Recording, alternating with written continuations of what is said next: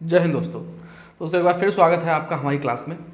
और 12th physics का ये पहला चैप्टर चल रहा है हमारा, जिसमें लास्ट का जो कल का टॉपिक था लास्ट वीडियो का, वो हमने अनंत लंबाई के तार में अनंत लंबाई के तार के कारण विद्युत क्षेत्र की तीव्रता का व्यंजक हमने करवाया था।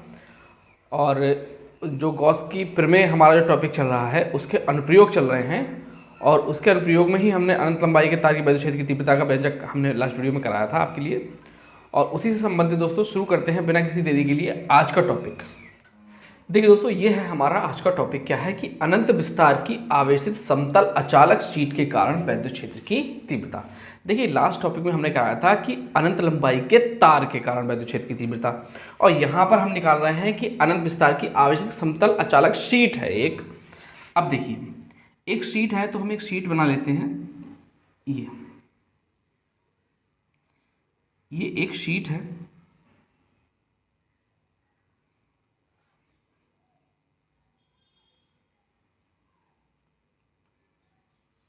ये एक शीट है और इस पर ये आवेशित है, प्लस क्यू आवेश इस पर पूरी प्लेट पर समान रूप से फैला हुआ है। इसके कारण हमें विद्युत क्षेत्र की तीव्रता निकालनी है। तो हमने माना यहाँ से r दूरी पर एक बिंदु P मान लेंगे हम। यहाँ से r दूरी पर एक बिंदु P मान लेंगे, बिंदु P। इस बिंदु P के कारण हमें इस बिंदु P पर इसके कारण विद्युत क्षेत्र की तीव्रता निकालनी है। तो सबसे हम पहले क्या करेंगे, इस P पर एक गॉसियन सरफेस की एक कल्पना कर लेंगे, और वो गॉसियन सरफेस क्या होगा, एक बेलन के आकार का होगा। जैसे हमने पिछले अनंत लंबाई का तार था उसमें बेलन के आकार का लिया था, तो यहाँ भी हम इसमें एक सरफेस की कल्पना करेंगे, और वो सरफेस हमारी क्या होगी, एक बेलन के आकार की होगी।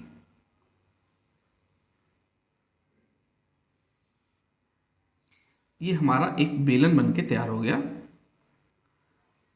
ठीक है। ये लीजिए, ये हमारा एक बेलन है,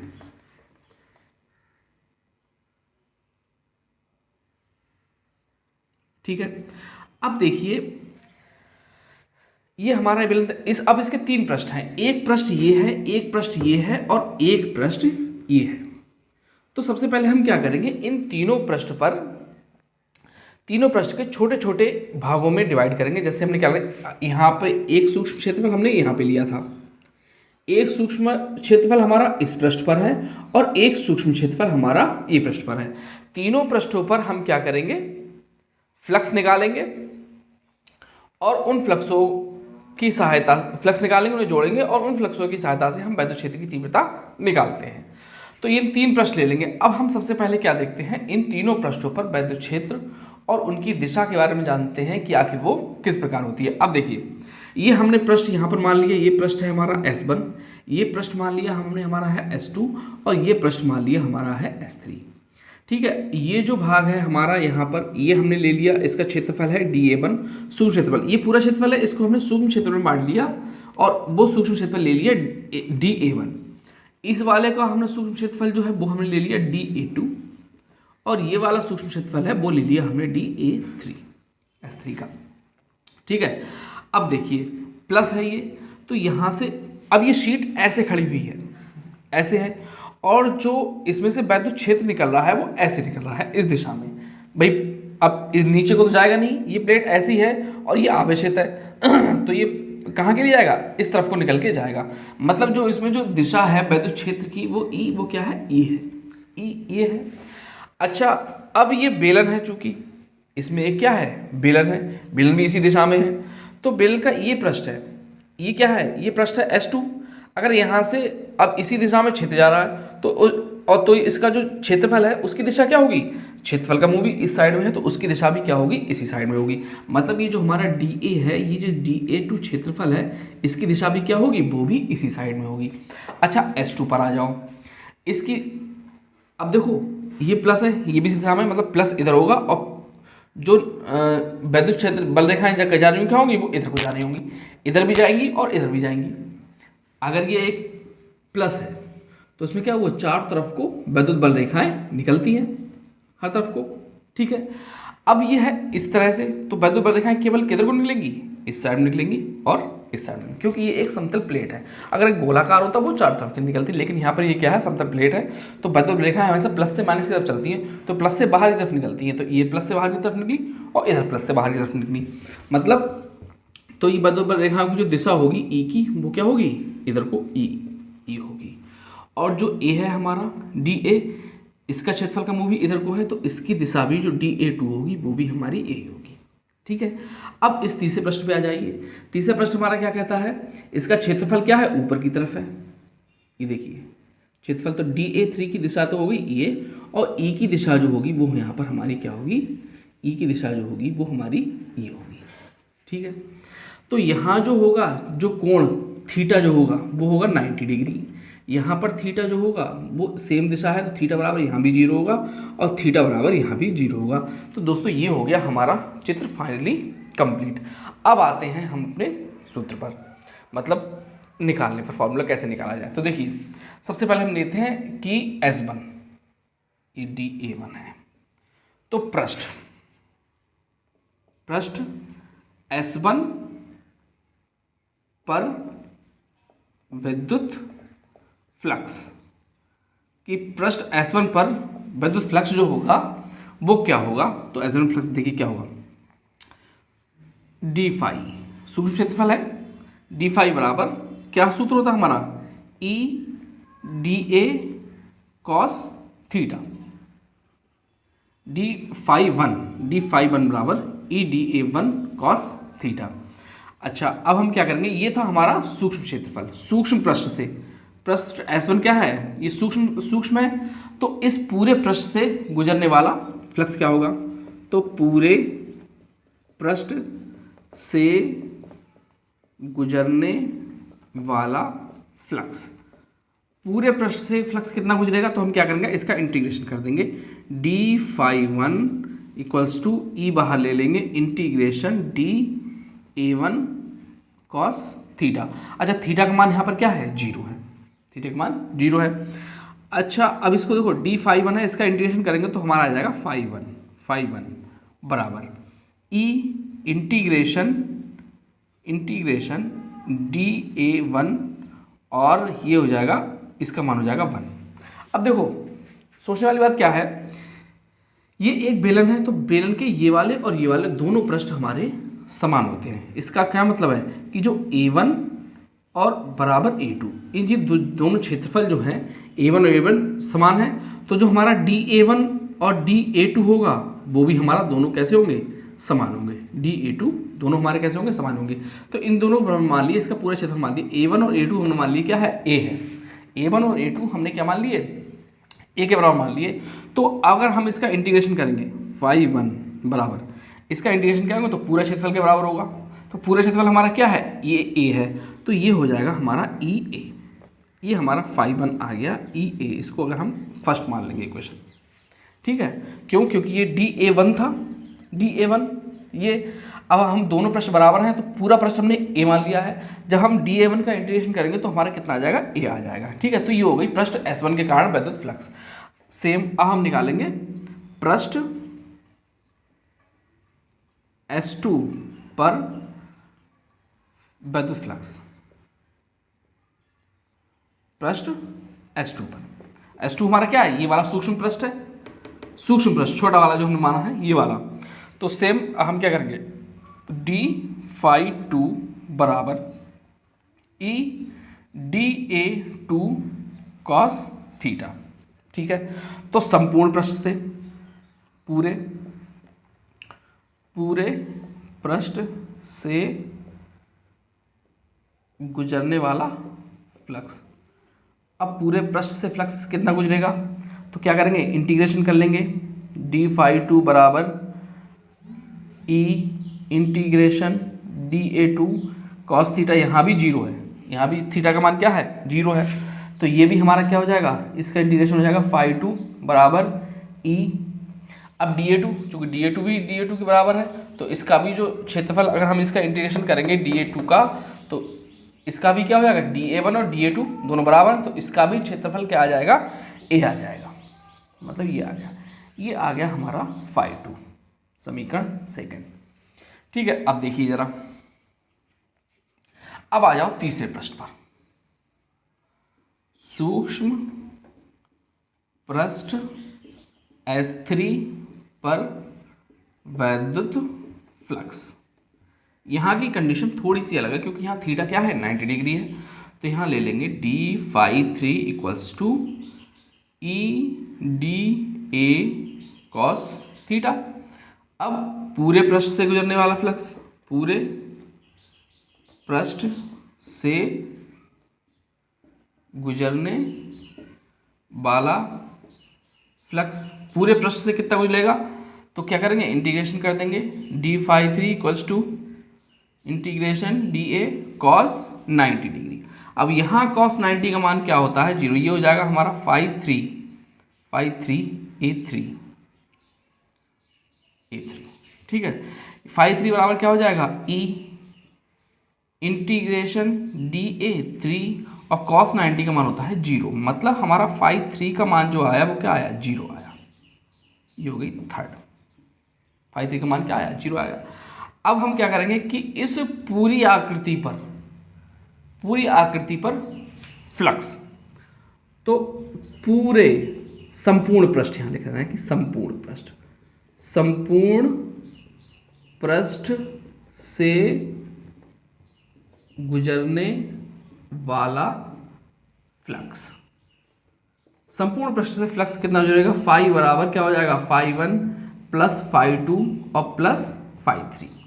तो फाई बराबर ∅1 हमारा कितना निकल के आया था EA, प्लस ∅2 कितना आया EA, प्लस ∅3 आया कितना 0। तो जो फाई फाइनली निकल के आया वो हमारा आया 2E और A, 2EA, ये निकल के आया हमारा क्या फाई, ठीक है। तो ये निकला आया। अब आइए यहाँ देखते हैं, थोड़ा सा मिटाते हैं जरा इसको। यह है अब गॉस की प्रमेय से, गॉस की प्रमेय हमारी क्या आती, फाई बराबर 1/ε0 इंटू क्यू या क्यू अपॉन। अब देखो यहाँ भी फाई है, यहाँ भी फाई है, तो मतलब ये मान उठा के हम इसमें रख सकते हैं फाई का मान। तो कुल मिला के क्या हो जाएगा 1/ε, मतलब फाई का मान, ये वाला फाई का मान उठा के यहाँ रख लो 2EA, फाई की जगह रख सकते हैं, इक्वल्स टू 1/ε0 इंटू क्यू।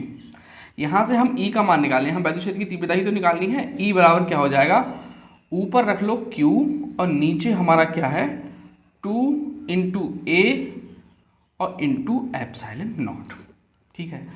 अब देखो यहाँ पर ये हमारा क्या है क्षेत्रफल है, क्षेत्रफल तार लिया था तो हमने रेखीय पृष्ठ घनत्व तो लिया था, यहाँ पर क्षेत्रफल है तो हम लेंगे क्या क्षेत्रीय पृष्ठ घनत्व, क्षेत्रीय पृष्ठ घनत्व।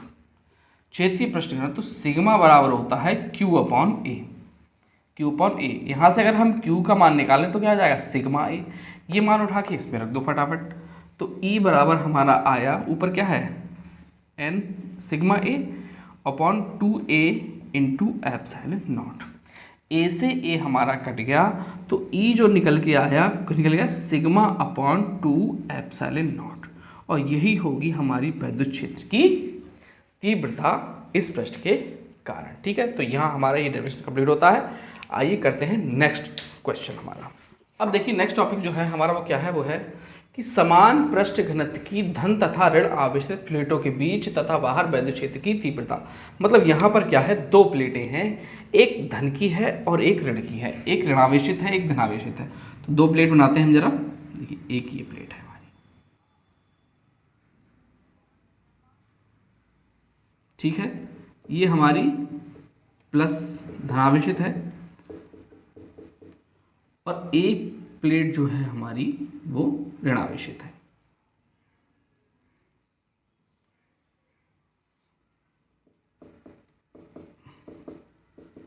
ये हमारी ऋणावेशित है। उन्होंने कहा समान पृष्ठ घनत्व वाली, इसका पृष्ठ घनत्व सिग्मा जो है वो दोनों का कैसा है, समान है।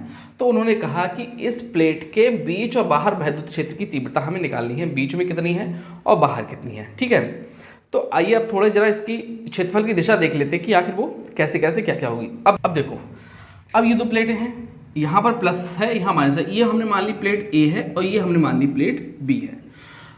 तो वैद्युत क्षेत्र हमेशा क्या होता है, जो वैद्युत बल रेखाएं होती है प्लस से माइनस की तरफ होती है। तो वैद्युत क्षेत्र जो है, अगर इसके लिए निकाला जाए ई ए, इस प्लेट का वैद्युत क्षेत्र ई ए, वो किस दिशा में काम करेगा, इस दिशा में काम करेगा। ई ए क्यों, प्लस से माइनस की तरफ जाएगा हमेशा, ठीक है। और ये वाला जो है, इस वाले पर वैद्युत क्षेत्र ई बी, वो क्या होगा कि जो माइनस की तरफ है वो आती है। जो वैद्युत बल रेखाएं होती है कहाँ होती है, प्लस से माइनस की तरफ चलती हैं। तो जो ई बी की दिशा होगी वैद्युत क्षेत्र की, ई बी की दिशा जो होगी वो भी किस दिशा में होगी, इस दिशा में होगी। ये हो गई अंदर की बात। अब बाहर की बात ले लो, इस दिशा में भाई प्लस है तो प्लस से बाहर की तरफ जाती हैं, तो ये जो है यहाँ से जो ई ए होगा, ई ए उसकी दिशा होगी ये, और जो ई वी होगा, ई वी उसकी दिशा होगी ये। ई वी क्यों, इसकी दिशा क्यों होगी, क्योंकि प्लस से माइनस की तरफ वैद्युत बल रेखाएं आती हैं। ये बी प्लेट है तो बी की तरफ क्या हो रही है, वैद्युत बल रेखाएं आ रही हैं, इसलिए ई वी जो होगा वो क्या होगी, अंदर की तरफ दिशा होगी इसकी ई वी की। यहाँ क्या होगा, यहाँ भी देखिए प्लस से बाहर की तरफ निकलेंगी तो ये, तो ई ए प्लेट के कारण जो वैद्युत क्षेत्र की तीव्रता हो गई वो होगी बाहर की तरफ के लिए वैद्युत क्षेत्र निकलेगा। और माइनस के कारण, भाई माइनस के कारण क्या होगा, प्लस से माइनस की तरफ जाती हैं तो ई वी के कारण जो वैद्युत क्षेत्र की तीव्रता होगी ई वी, वो होगी अंदर की तरफ। तो ये हो गई हमारे सब वैद्युत क्षेत्र की दिशाएं। अब हम क्या करते हैं, ये हमारा हमने मान लिया क्षेत्र 1 है, क्षेत्र 1 है। ये बीच वाला जो है वो हमारा क्षेत्र 2 है, और ये बाहर वाला जो है वो क्षेत्र क्या है, 3 है। बाहर वाला क्षेत्र 3 है। तो अब देखो, हमने जो वैद्युत क्षेत्र की, जो धनावेशित प्लेट के कारण जो वैद्युत क्षेत्र की तीव्रता, वो हम अभी पिछले हमने डेरिवेशन में निकाली थी। तो हम सबसे पहले क्या करेंगे, बीच में निकालेंगे कि बीच वाले में वैद्युत क्षेत्र की तीव्रता क्या होगी। तो देखिए सबसे पहले क्या करेंगे हम, क्षेत्र 1 में, क्षेत्र 2 में, क्षेत्र 2 में बीच वाला हमारा क्या है, क्षेत्र 2 है। तो प्लेट ए के कारण वैद्युत क्षेत्र की तीव्रता ई ए वो क्या होगी। अब देखिए, अभी हमने पिछले डेरिवेशन में प्लेट के कारण वैद्युत क्षेत्र की तीव्रता निकाली थी, वो क्या थी, सिग्मा अपॉन 2 एप्सिलॉन, यही थी, ठीक है। तो ई ए हमारी इसके आवेश के कारण क्या होगी, ये होगी ई ए। अब प्लेट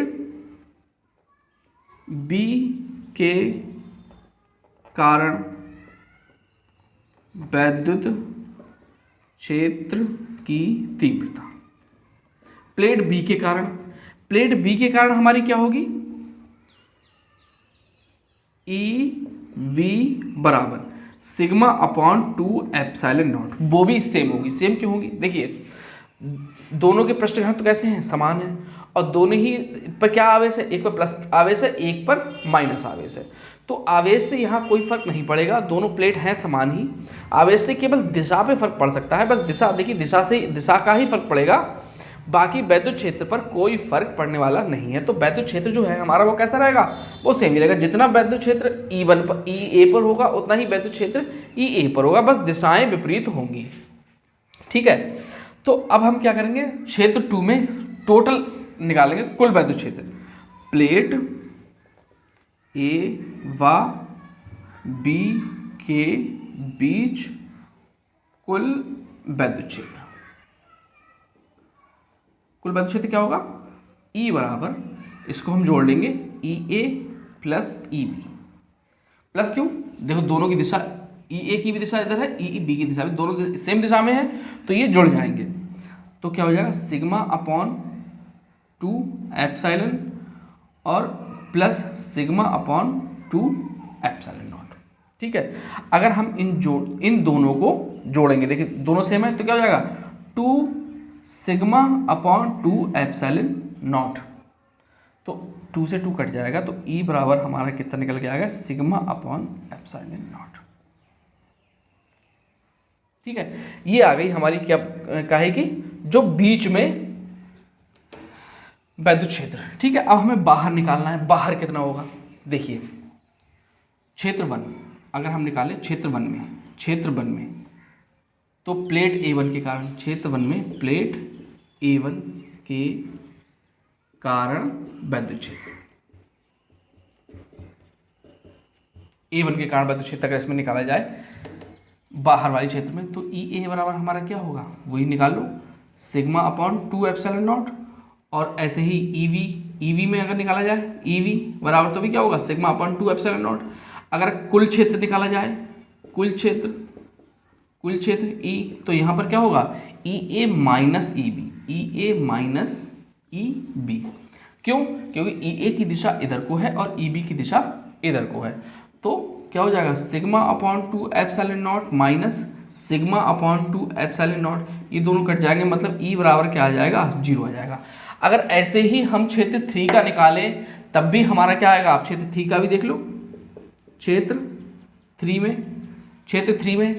में भी अगर हम EA निकालें, EA तब भी क्या निकल के आएगा, वो तो सेम ही है 2 एप्सिलॉन नॉट।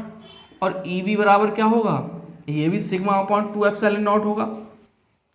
ये हमें निकालने की जरूरत नहीं है, हमें केवल बीच में निकालना है, क्योंकि हमें पता है कि अगर हम E निकालेंगे तो ये दोनों भी क्या होंगे, कट जाएंगे, 2 epsilon not minus sigma upon 2 epsilon not, ये भी कट गया, यहाँ भी E क्या आ गया, 0।